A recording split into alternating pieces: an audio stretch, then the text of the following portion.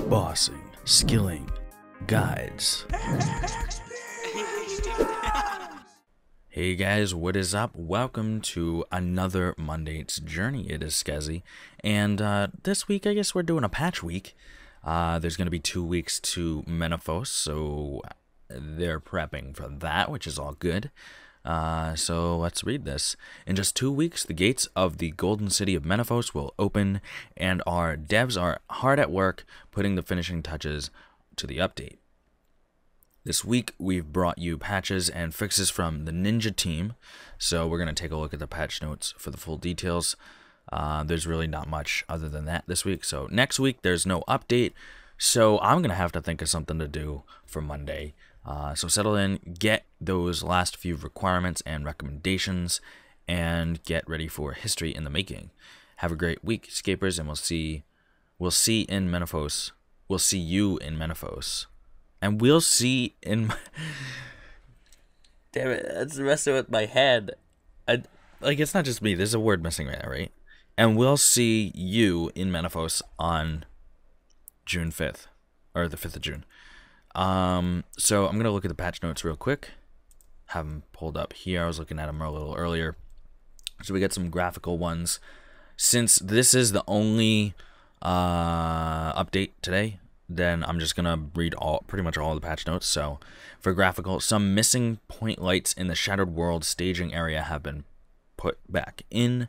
The loved up resting animation now loops correctly. A graphical issue with the samurai outfit has been fixed. A guard on the hill north of Falador has had his chat head restored. He just not have a head.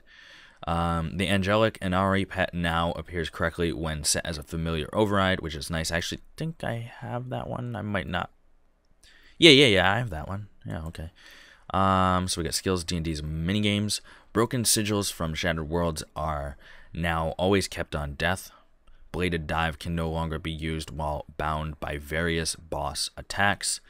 A typo on the Abyssal Knight Quartermaster has been fixed. Simona can no longer give Slayer assignments to under-leveled players, so you gotta be, I think it's 30 Slayer and 90 combat to get it from her. The level 3 Herblore level up message has been corrected to mention recruitment drive instead of null. Smithing Dragonbane bars no longer displays a negative quantity. Players can now deposit offhand weapons and stealing creations. The scavenging perk message is now white, and the type of components, rare or uncommon, is colored. It is no longer possible to place dwarven challenge barrels on top of portable skilling locations. It is now possible to add compost to the Trollheim patch when it has something growing in it. You shouldn't need to add compost to the Trollheim patch, because that one never dies, but I don't know. We got quest challenges and achievements. Anakra's Lament now displays the correct requirements for prayer and magic in the quest journal. A typo in the quest journal for one piercing note has been fixed. Players can no longer reroll daily challenges for free. Rerolling daily challenges should take Viswax, so that may have been a glitch. The Troublesome Crystals achievement now shows the list of crystals needed to acquire. An issue that was preventing the Taskmaster emote from unlocking has been corrected. I think a couple people were having issues with that. I believe it was actually before the update though, so that should be fixed by now. Explorer Jack now once again hands out rewards from completing our area achievements. The achievement tracker will now shuffle achievements upwards if there is an empty space.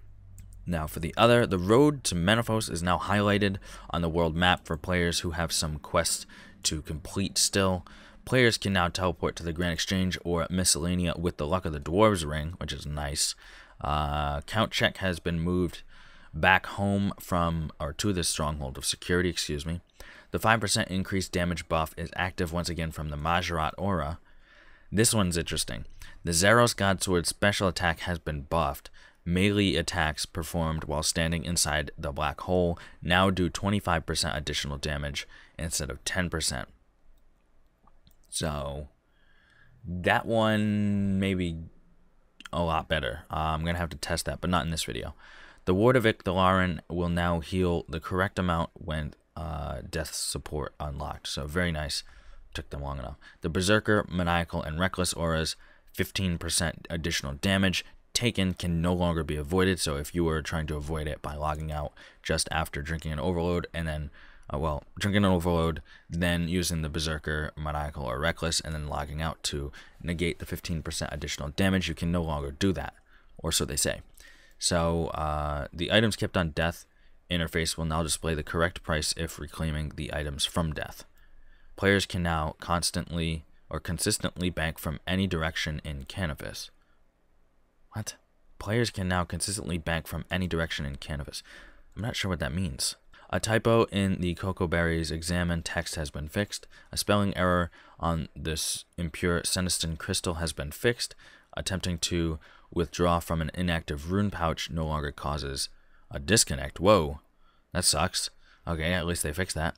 Antique, skilling, experience, protein, and rusty chests will now always be protected on death. Okay. Protein chests? What do you mean experience?